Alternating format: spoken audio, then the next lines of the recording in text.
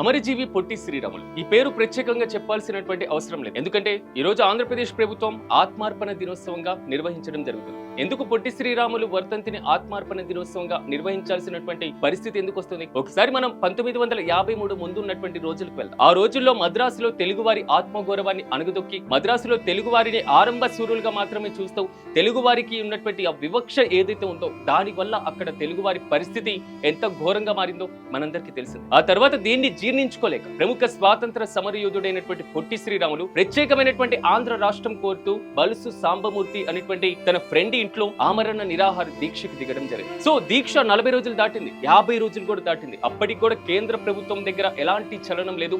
అప్పటి మద్రాసు ముఖ్యమంత్రి చక్రవర్తుల రాజగోపాలాచారి, మనం రాజాజీ అని పిలుస్తూ ఉంటాం. సో ఆయన కూడా దీన్ని పెద్దగా పట్టించుకోలేదు. ఏ కాంగ్రెస్ నాయకుడు పొట్టి శ్రీరాములకు మద్దతు ఇవ్వాలి అనేటువంటి పరిస్థితి లేకుండా చేశాడు, ఒక్క టంగుటూరి ప్రకాశం పంతులు తప్ప. సో అలాంటి ఘోరమైనటువంటి పరిస్థితుల్లో తన చివరి రోజుల్లో ముక్కులో నుంచి, నోట్లో నుంచి, చెవుల్లో నుంచి పురుగులు బయటకు వచ్చి, సో అది ఉన్నటువంటి ఆ జీర్ణ వ్యవస్థ మొత్తం తలకిందులైపోయి నోట్లో నుంచి మలం కూడా బయటకు వచ్చినటువంటి సందర్భాలు. సో ఇలాంటి ఘోరమైనటువంటి పరిస్థితిలో ఒక జాతి కోసం తను ఆత్మార్పణ చేశారు. కరెక్ట్ గా ఇదే రోజు 1952కు సంబంధించి ఆయన చనిపోవడం జరిగింది. సో ఆయన తన సొంత లాభం కోసం, తన సొంత కుటుంబం కోసం, లేదా తన సొంత స్వప్రయోజనాల కోసం ప్రాణత్యాగం చేయలేదు.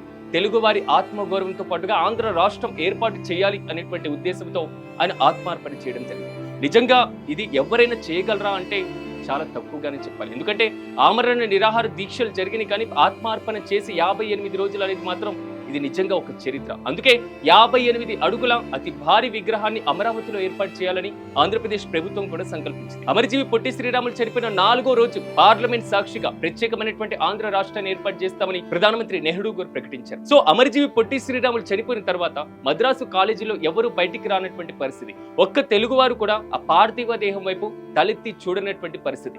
అలాంటి ఘోరమైనటువంటి పరిస్థితిలో ఉంటే మన గుడివాడ వ్యక్తి కదా, మన గుడివాడలో ఉన్నటువంటి పరిస్థితి ఉంది కాబట్టి సో ఘంటసాల దగ్గరికి వెళ్దామనేసి సాధు సుబ్రహ్మణ్యం అనేటువంటి ఇతని ఫ్రెండ్ సో ఘంటసాల దగ్గరికి వెళ్ళిన తర్వాత ఆయన కోరితే ఆయన వచ్చి తెలుగువారి పరిస్థితి ఇదా, ఒక తెలుగువారి చనిపోతే మనం ఇచ్చేటువంటి వాల్యూ ఇదా అని ఆ రోజు తన ఆక్రోశాన్ని ఒక పాట రూపంలో ఉంటే అక్కడే ఉన్నటువంటి మద్రాసు ప్రెసిడెన్షియల్ కాలేజీలో ఉన్నటువంటి విద్యార్థులంతా భారీగా చేరుకున్నారు.